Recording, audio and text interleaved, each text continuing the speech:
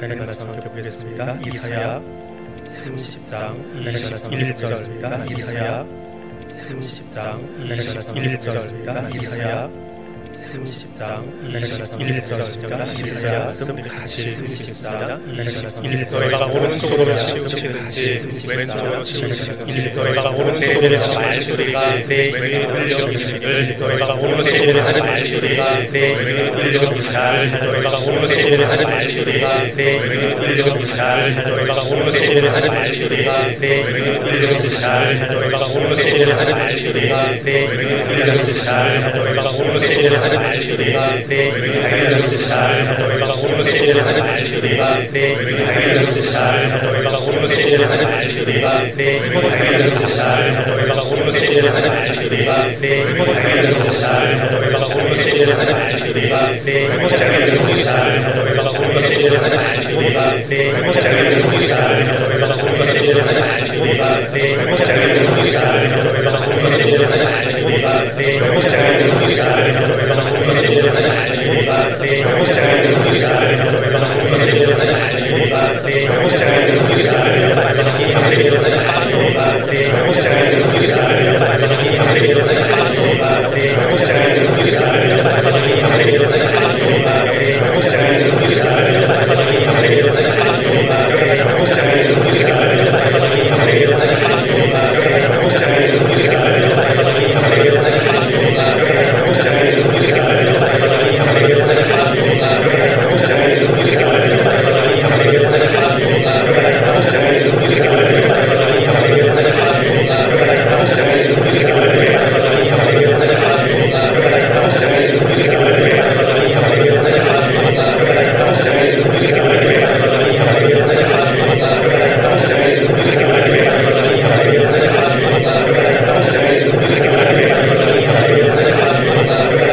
들려주시기를 마지막이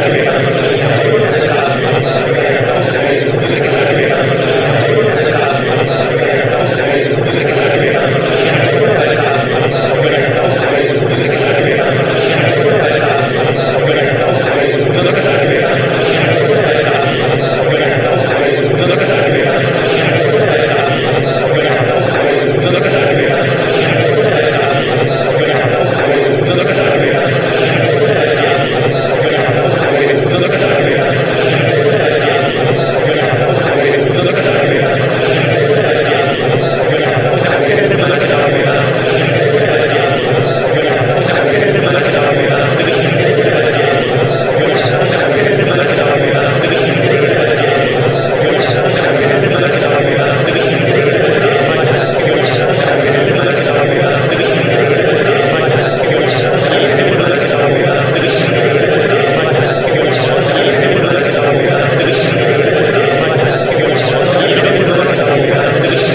내 왼쪽을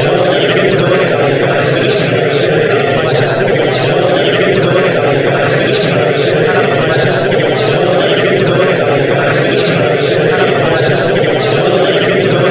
마지막이 되기로 하는 말소리가 내 왼쪽을 들려주시기를 마지막이 되기로 하는 말소리가 내 왼쪽을 들려주시기를 마지막이 되기로 하는 말소리가 내 왼쪽을 들려주시기를 마지막이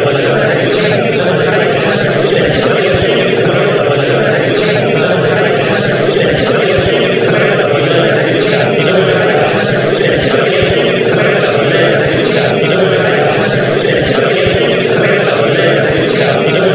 내 왼쪽을 들려주시기를 마지막이 되기로 하는 말소리가 내 왼쪽을 들려주시기를 아주 용맹하게 용맹하게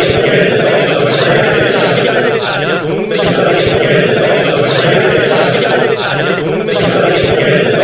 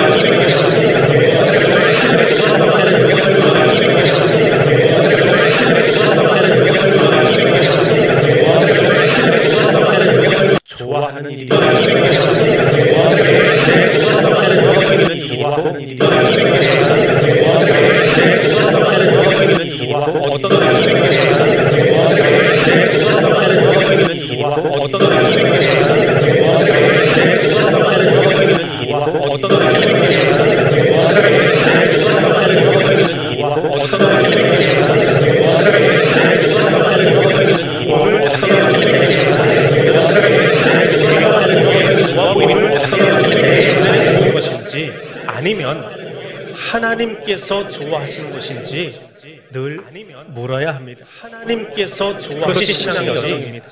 늘 하나님께 묻지 않고 내 생각에서 내 것이 신앙이 아니라서 그것을 주장하고 하나님께 묻지 않고 내 생각에 의해서 내 것이 신앙이 아니면서 그것을 주장하고 하나님께 묻지 않고 내 하나님은 나의 연설이지요.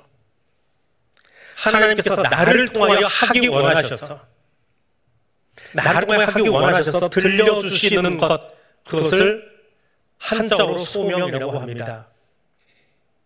불러드리신다, 부르신다, 부르시는 음성입니다. 하나님은 우리를 어느 자리에 세우기 위해서, 쓰시기 위해서 하나님이 들려주신다, 소명이죠. 그 소명은 비단 목사가 되거나 선교사 되는 것만이 아닙니다. 오늘 나를 여기 보내신 이유를 내게서 찾는 것이 아니라 내 경험과 내 판단에서 찾는 것이 아니라 하나님에게서 찾는 것입니다. 그것은 학생의 자리일 수도 있고 직장일 수도 있고 여러분의 가정일 수도 있습니다. 칼빈은 우리의 직업 모두가 소명의 자리라고 합니다. 설교하는 목사만이 아니라 파송하는 선교사만이 아니라 여러분의 직업, 바로 그 자리가 소명의 자리입니다. 그러면 하나님이 왜 나를 그 직업의 자리에, 그 배우는 자리에, 그 요리하는 자리에 세우셨느냐라고 하는 음성을 물어야 합니다. 그리고 그 음성이 들리도록 기도해야 됩니다. 그것이 나의 기도입니다. 하나님 이거 하세요라고 하는 것이 아니라 나를 여기 왜 세우셨습니까? 오늘 나는 어떻게 살아야 됩니까? 오늘 이 직업을, 오늘 이 배움의 자리를, 오늘 이 요리하는 자리를, 오늘 섬길 수 있는 자리를 어떻게 살아야 됩니까? 그 소명을 들어야 됩니다. 음성을 들어야 합니다. 그것이 우리의 기도 되어야 합니다. 그것이 확인되셨습니까? 여러분을 향한 하나님의 소명이 확인되셨습니까? 그럼 끊임없이 우리에게 경로 재탐색을 명령하시는 그 안의 음성을 들을 수, 주님의 음성을 들을 수 있어야 합니다. 이제 어디로 가야 될지 결정해야 되겠지요. 진로를 바르게 잡아야지요. 목적지를 잡았는데 이게 맞지 않으면 내비게이션은 끝까지 이야기합니다. 경로 재탐색, 경로 재탐색하고 말입니다. 문송합니다 라는 말이 있습니다. 문송합니다. 무슨 말인가요? 청년들은 아는 말인데 얘라면 모르는 친구 같아요. 문송합니다. 문과를 선택했더니 직장 취업하기가 힘들다는 거예요. 이과를 들어가야 자격증도 있고 기술을 배울 수 있어서 취업률이 높아진 변곡점이 있습니다. 그 어간에 나온 신조어입니다. 그래서 문과생 이어서 죄송합니다 라는 말이랍니다. 자주 섞인 말이지요. 그런데 작년 10월에 이런 속보가 하나 떴습니다. 속보 한국문학협회 금일부로 문송합니다 사용 금지. 이게 행정부에서 나온 명령도 아니고 국립문학어학원에서 나온 이야기도 아니고 왜 한국문학협회에서 이런 속보를 띄웠을까요? 사실은 어떤 블로거가 띄워놓은 단어입니다. 알고 보니까 국문과 출신인 한강 작가가 노벨 문학상 받았다고. 국문과, 문과여도 세계적으로 이렇게 이름을 알릴 수 있다고 앞으로는 문송합니다 쓰지 마세요 하면서 그 사람을 축하해주는, 우회적으로 축하해주는 그런 메시지가 인터넷에 한동안 돌아다녔던 적이 있습니다. 그럼 내가 가야 할 길 누가 결정해 주나요? 사회적 분위기입니까? 부모입니까? 아니면 고집스러운 나이입니까? 어느 것도 답이 아닙니다. 바울과 실라가 2차 선교여행을 출발했습니다. 근데 제일 먼저 간 곳이 어디냐면 1차 선교여행 때 돌에 맞아서 시신이 되어버린, 거의 죽을 뻔했던 루스드라라고 하는 마을에 갑니다. 돌 맞아 죽을 뻔했던 동네, 트라우마도 있을 텐데 그곳을 2차 선교여행 때 제일 먼저 갑니다. 왜냐하면 거기 그렇게까지 춤을 무릅쓰고 복음을 전던 그곳에 제자들이 잘 쏘져 있는지 돌아보기 위해서 누스라를 먼저 갑니다. 그렇게 되면 그곳에서 어떤 일을 펼치시느냐, 바울과 실라가 사람을 하나 만났는데 18살 된, 우리로 치면 청년이지요. 고등학생인가요? 대학 들어가는 그 나이에 청년을 하나 만납니다. 이름이 디모데입니다. 외할머니와 어머니에게 신앙교육을 받은 디모데, 바울과 실라는 나이 한 45가쯤 되었습니다. 40대와 20대, 20년 차이가 나는 이 사람들이 한 팀이 되어서, 원팀이 되어서 2차 선교 여행을 출발합니다. 다음 세대에게 선교가 무엇인지, 목표가 무엇인지 보여주며 들려주며 같이 출발하는 거지요. 그리고 후에 바울이 목회했던 그것을 디모데가 이어받아서 목회를 하게 되는 우리는 뒷역사를 알고 있습니다. 루스드라, 얼마나 좋은 곳입니까? 트라우마도 있지만 하나님이 동역자도 붙여주시고 18살짜리 아이를 그 거친 선교 여행에 보내려니 지금까지 이 아이를 이방 땅에서 신앙인으로 키웠던 외할머니와 어머니 로이스와 유니게 얼마나 기도 많이 했을까요? 정말 대단한 중보기도 팀이 바울과 실라에게 생긴 것이지요. 디모데도 얻었습니다. 차세대 주자도 얻었습니다. 기도 후원자도 얻었습니다. 이제는 그 열정 가지고 누스라가 했던 그 열정 가지고 전도하면 되잖아요. 선교하면 되잖아요. 그런데 선교가 자꾸 막히는 거예요. 가고 싶은데 못 가는 거예요. 돌아가고 싶은 땅이 있는데 갈 분위기가 안 생기는 겁니다. 그 멋진 선교 여정이 선교가 진행이 안 되는 겁니다. 어떻게 합니까?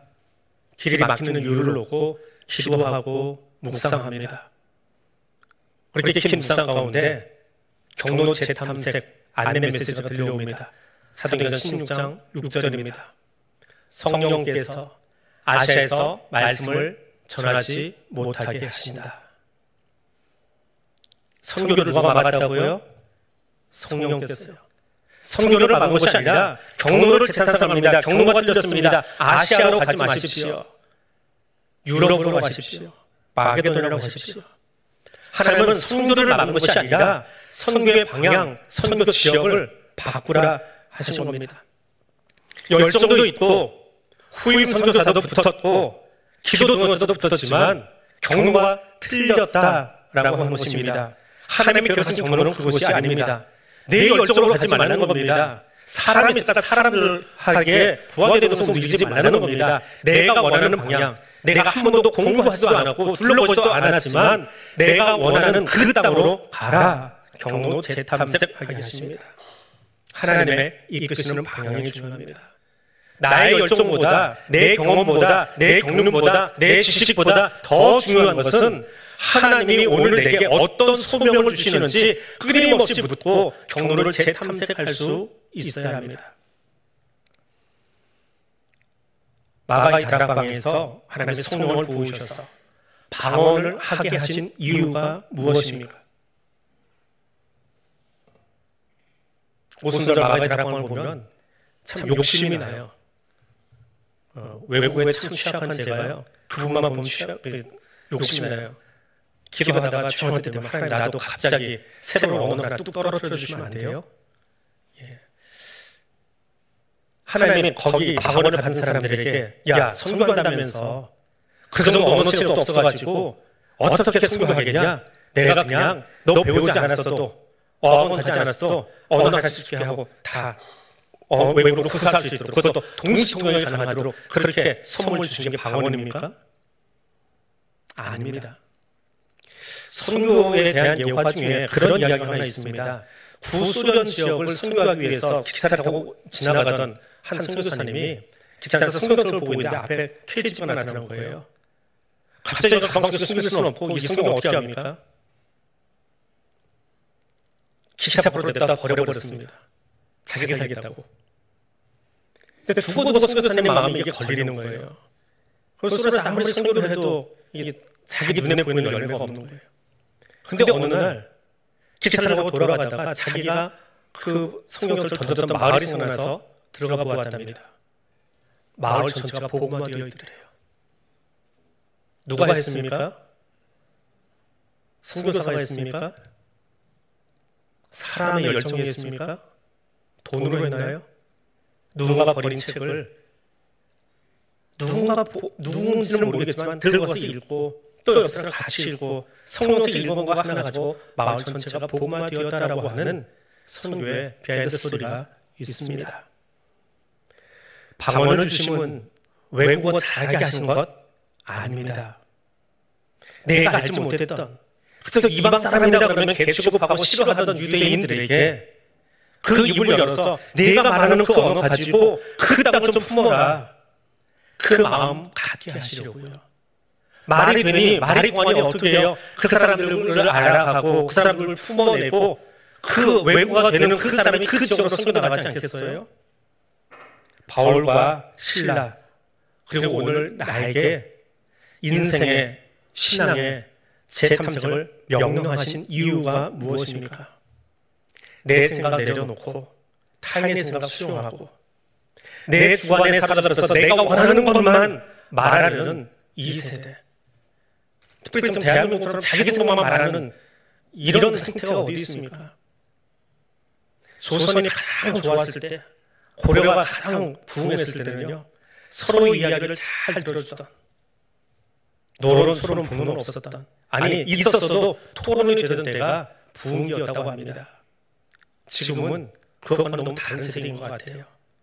내 주관이 아니라 내가 말하는 것만 말하는 이 세대 본받지 말고, 우리는 하나님 여기 왜 보내셨어요? 왜 살게 하세요? 왜 셉심을 만드셨어요? 화목해 하는 하나님의 대사 만드시려고.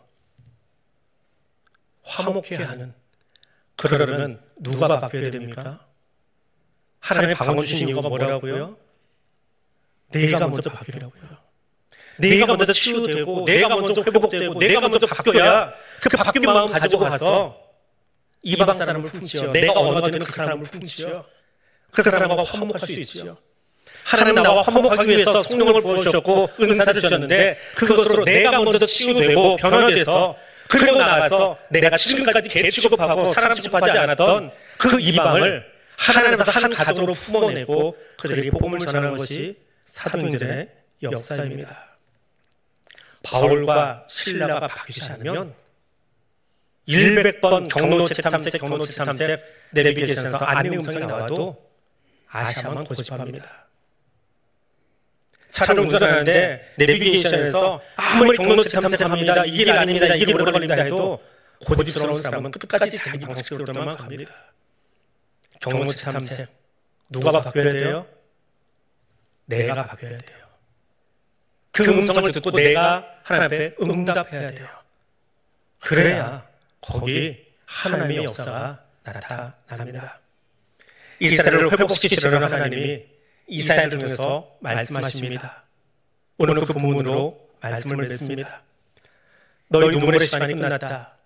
이제 도움을 구하며 부르짖어라. 나는 너에게 은혜 베풀고 싶다. 나는 너희를 다시 살리고 싶다. 그래서 내가 네 가까이에서 본연의 일, 마땅히 해야 될 일, 세상의 일이 아니라 본연의 일, 그 일 하려고 네 옆에 있을 건데 그때 네가 좌로나 우로나 혹 치우치는 일이 있다면 내가 말하겠다. 옳은 길은 이쪽이다. 이리로 가라. 경로체 탐색하며 말해주겠다. 바로잡아 주겠다. 이것이 오늘 본문입니다. 하나님 음성에 귀 기울이십시다. 매 순간 나에게 또 우리 교회에 그리고 이 민족 가운데 아니 이 지구촌 세계 역사 가운데 그것을 이끌고 계시는 하나님의 음성에 나의 귀가 열릴 수 있기를 원합니다. 그리고 끊임없이 우리 인생을 향해서 역사를 향해서 그 길이 틀어질 때 경로를 재탐색한다. 들어라 라고 말씀해 주시는 주님의 음성이 들리도록 성령 하나님이 풀어주심을 위하여 또 그것을 듣기 원하여 기도하는 저 여러분 될 수 있기를 원합니다. 함께 기도하겠습니다. 사랑하신 하나님, 우리가 걸어갈 때를 미리 준비해 주시고 그 길에 동행하시며 또 우리 연약함과 어리석음이 좌우로 치우칠 때 우리를 하여금 인생과 신앙의 길을 바로잡아 가도록 경로를 재탐색해 주시는 음성으로 내게 들려주시니 감사합니다. 이 시간 우리의 귀가 열려서 성령 하나님 음성을 바르게 들을 줄 아는 예수에게 묶인 사람, 예수의 제자 되게 하옵소서. 예수님 이름으로 기도합니다. 아멘.